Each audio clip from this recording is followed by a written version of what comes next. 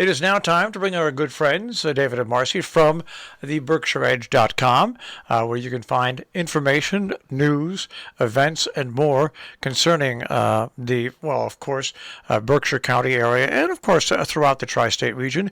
The BerkshireEdge.com is the website, and they join us here on a Wednesday morning. Good morning, guys. Good morning. Good morning. And Good morning. How are you both doing this morning? Well, we're muddling along. We're up, anyway. We're up, right. Muddling is a good word. It's not a word you hear often, but it's true. There's nothing wrong with muddling along. There's nothing like a good muddle. That's exactly right. And we will muddle right to what you right on the line that you sent me, the Dog Days of August. The Dog Days of August. Yeah, although it's not as doggy as it, it's actually cooler than it has been. This has been, I think, the worst summer that I can ever remember in terms of weather. It rained all of July, and now it's sort of cool and damp in August. So I feel like we haven't had any summer, and the days are already getting shorter. Yes, well, I noticed that because I love it in the morning when I come in here to work, and I don't need headlights, and now I know I need headlights. Morning, now you had to put on your parking lights. Yeah, no, it's really depressing. Yes, your car doesn't even give you a chance to do it. It does it automatically now. It's something. Well, they're on when you don't need them too. That's right. You don't notice it. All right. Well, let's start off. Anyway. Let's talk out about that incredible word called infrastructure. And I did see your story, the painting of the Brown Bridge red. Yes, can you imagine? I mean, this has been the Brown Bridge forever. Well, it's called the Brown Bridge because it's so rusty. Is that why it's Yeah, called that's that? what it was. It was so rusty, people just called it the Brown Bridge. And finally, the state got around to rehabbing it and to repaint it. Not only did they repaint the... Well, they rehabbed it, too. It, too. They scraped and... whatever. It's a major bridge in town that takes the Route 7 over the Housatonic River, just north of the downtown area, and so it was it caused quite a traffic jam while they were painting it. Yeah, and now people are complaining because they have to have something to complain about that it's pink. Well, it's red. Well, is it going to be called the Pink Bridge now? I don't know what they'll be calling it. In West Cornwall, every once in a while, when the state has to get around to painting the bridge, it's a red covered bridge. And in 1 year, they ordered the paint, and the paint came in, and they painted the bridge, and it wasn't red. And of course, that was the end of the world. And the state, I'll give the state credit. I'll give the state credit. Within a week, they had it the right paint and put up. But people attach a very personal value to things that have been a certain way, whether it's their property or not. Oh well, yes, change is very difficult. So I always associate that red color with Rust-Oleum. That's what it is. It keeps the bridge, rust free. Well, I suppose now people are trying to figure out what to call it. This is very important, of course. Well, people forget that bridge, there used to be a factory on that site, and Paul Newman filmed a movie there many years ago. He did, really? I mean, we're talking years. I mean, probably at least 30 or 40 years ago. Yeah, there was a movie that featured that bridge and a factory that was at that site. That was featured. Really? At one end of the bridge. I forget what I forget. It was on the east end of the. Yes, on the other side of the river. Yep. I forget what the movie was, but anyways, there's a little bit of history for the bridge in Great Barrington. Right. Well, now people are saying, it was originally called the Great Barrington Bridge, and then that was too long, so they called it the Great Bridge. And then somehow it became the Brown Bridge, but now there's a suggestion that we call it the Great Bridge again. But Why do we have to call it anything? Decisions. Let's call it the Mario Cuomo Bridge. Only kidding. Wrong state. Wrong state, wrong time. All right, now this is interesting. When what happened in Afghanistan, I wrote on my Facebook page, and I mentioned on the air in my own opinion. Basically, an editorial that said, "Well, what did you think was going to happen?" And you have now, from a Lakeville resident, a national correspondent for Newsday, an essay on what has happened in Afghanistan. Yeah, this is Jim Sleeper, and it's an interesting and insightful essay. He points out. He calls it American ignorance. Well, and he reminds us of the disgrace of the fall of Saigon many years ago, another fruitless war that we got involved in. Well, you know what's interesting about his article and what you're saying, if you go back to the when Iraq invaded their country next to them and took it over. Iran. Iran. No, Bahrain. I forget which country it was, and Desert Storm, the original with Norman Schwarzkopf. Is that Kuwait? Yes, Kuwait. And when that war was over, very quickly people wanted him to go in and invade Baghdad, and he very specifically said, "Our mission here was to do this. We did it. We're not a country builder. We helped get them out of a country, and this is where our mission ends." We seem to forget that we forgot that in Vietnam. We forgot that in Afghanistan, our mission was to get rid of Al-Qaeda and Osama bin Laden. We succeeded in that mission, and that's where the mission should have ended. But America, for some reason, goes on these follies where we think we could introduce a form of government like ours to a country that over centuries has been ungovernable. Right. Yes. Right. Which has been learned by many cultures over many centuries. Yeah, you'd think people would learn and know what the outcome is going to be. That it's just going to be a travesty, and it is a travesty. It's a travesty for people that don't want to live there. It's a travesty for women. It's a travesty when you see those pictures, but. The question is, what did we think was going to happen? No, in the history of that country, no one has been able to rule it. Really, no one. It's true, they haven't. Well, this was simply, I think, a paroxysm of revenge, Well, it's hard to know. I mean, on our part. Yeah.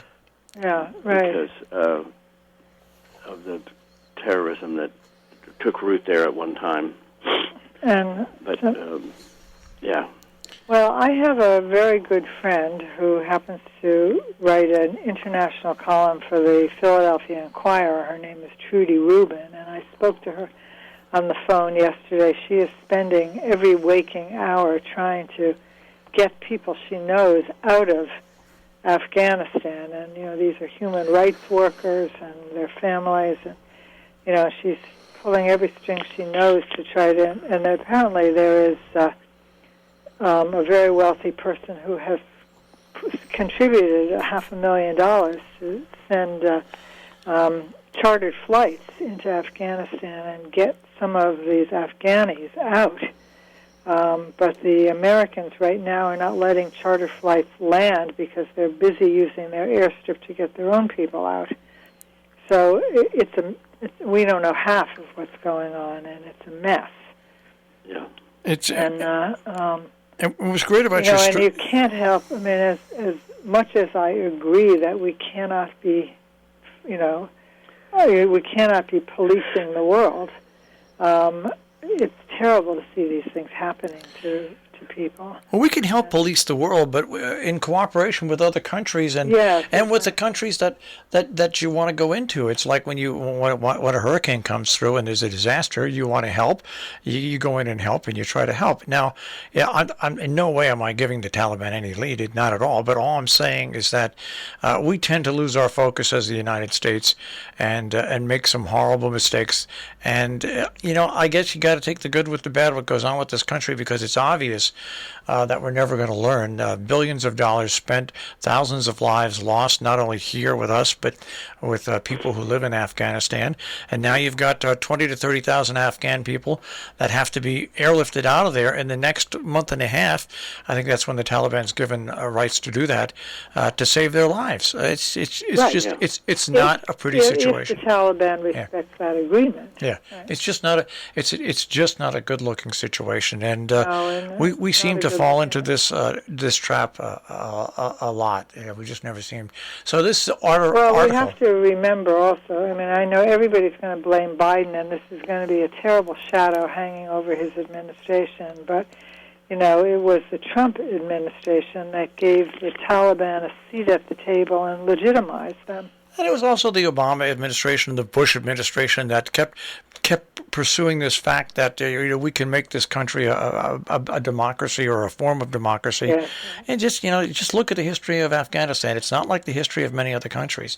No, it's always been ruled by warlords from different areas, and a central government has never seemed to work at it. Well, anyway, it's a great story. Read it, Jim Sleeper, at the BerkshireEdge.com. Right. And now we can go on to the other story, and that is COVID and the Berkshire Regional School District. Right. Meanwhile, back at the ranch. back at the ranch, the Berkshire Regional School District, which is one of two big school districts here in the southern Berkshire County, have issued a mask mandate for all students and faculty, and they're issuing a vaccination requirement for the staff. I mean, this just makes sense. But faculty and staff, is it for students too? No, just for faculty. Faculty and staff. Yeah. So, anyways, they have the mask mandate. Is going to is in place regardless of vaccination status. So. Do you think that they're going to go to requiring students to wear masks too? Well, that's we don't know. We don't know. Right. Exactly. Connecticut's going to start off that way, and New York's going to start off that way, and they're going to. Well, what they're worried about is this new Delta variant, which is much more infectious and communicable. So that's what Peter Dillon, the superintendent, has warned. And I think, the Berkshire County has really been amazingly diligent about, people are already wearing masks again in the supermarkets. We have a very high rate of vaccination, but still we now have like 80 cases, 108 per 100,000 cases last week. So. People are ramping up again. So. Yeah, it's a situation that what people nowadays are just too black and white. They just cannot accept the fact that every once in a while you have to do something good for all, not just good for one. And it just comes down to that basic summation. But we'll see what happens. Being good for all is an infringement of your rights. Yeah. It's one of those things. Yeah. It isn't. What I find so interesting about this whole episode with this pandemic is how how the response was not let's all get together and get over this, but rather, don't tread on me. Don't make me wear a mask, even if it'll save my life. Right, and yours. And yes, and others. It's quite astonishing, I think. Let's go on to the next story, because even though there's a pandemic, the Sharon Playhouse is running full steam, and they're being very safe in what they're doing. The Berkshire Theater Group is going strong. Ancram, New York. I mean, we now have a lot of different things we have options to do, and we have rules to follow, but at least we have things to do. Yes, we do, and I hope that we will. And one of them is this play called Four Women, which is the story of Nina Simone. Right, and we have two dueling reviewers reviewing Smiths, which I thought was kind of fun to see how two reviewers they like it. So they both like it. Yeah, they both like it. Right. So that's one of the offerings right now. So and another offering that we're reviewing is in Ancram at the Ancram Opera House. The plein air plays, a series of one acts. Right. That our reviewer Dan O'Dwyer reviews, and he finds them intriguing. Right. So there's plenty to do. There's plenty to do. I mean, the problem is the weather because, for example, we have tickets for Jacob's Pillow. We've had so far of the 4 performances that we bought tickets for at Jacob's Pillow. 2 of the 3 that already took place were rained out. Tonight is our 4th, and I am waiting to see whether it's going to be rained out. We have 1 more left. So, the season, I mean, the Pillow has tried very hard, but they're only performing outdoors, and there's been so much rain that, a lot of their stuff has been rained out, and they are giving refunds for rain. So it's not like they're not even asking to please donate the tickets. They're giving refunds. But, it's been very difficult. Shakespeare and Company was trying to perform outdoors in their new outdoor theater, and they've been rained out a lot. And if you're performing under a tent, you can usually get away with it, but so many of these places are performing outdoors. Yeah, it's well, like we say, one step at a time. We'll see. Hopefully for all these business. Hopefully, because I know that I know of at least one event that was planned, one community event that was planned for the middle of September that has been canceled because of the Delta variant. And I'm sure there will be more. So we are, we're working on our magazine. It's hard to put it together, the November, December, January issue of the magazine, and we're collecting, information on events that are supposed to take place in November, December, January, and we feel almost like we did last year that we have no idea if they're going to be held or not. Yeah, it's one of those. Once again, the roll of the dice things when you do this. I want to move on to the next story, and that is something that has become big throughout the tri-state region. And this is the state of Massachusetts funding Great Barrington with a grant of over $126,000, which will complete a trail system which goes north and east of the downtown area. Right, and this is for walkers and hikers, and it's just a reminder that we have a nice trail network in the town, and so people can take advantage of it. And it's not only this is a recreational opportunity, as because we have plenty of cultural events to go to, but you can get out and walk some of the really beautiful trails in the trail network in the town. And, we are really very torn about this because David and I are both great train aficionados, and, we are desperate to have a train from the Berkshires to New York. Which would go through Connecticut. Yes. But on the other hand, we love these rail trails. Yeah. Now, this one is not a rail trail. This is, but it'll be connecting with trails, many of which were rail trails, and the rail trails are wonderful. We have done a lot of biking on the rail trail that goes from Copac down through Millerton to Wassaic. I mean, and it's gorgeous. The countryside is beautiful. The trails are beautifully maintained. It's quiet. There are people walking, cycling, rollerblading. I mean, it's terrific. We have about a minute left. I want to talk about the profile of Damon Groves. Oh yes. Well, he's a piano tuner, and he keeps the pianos at Tanglewood in tune, and we have a profile of this is a behind the scenes look at what he calls himself a piano technician. That's the official title. But he's got 80 pianos. He's got 80 pianos to keep in tune, which is, I think, is an astonishing number of what a responsibility for keeping all those pianos. You know, and pianos can get out of tune due to changes in temperature and humidity. So it's quite a he's really a key element in the Tanglewood Music Festival every summer, and we're glad to profile someone who's sort of behind the scenes, but makes it work. All right.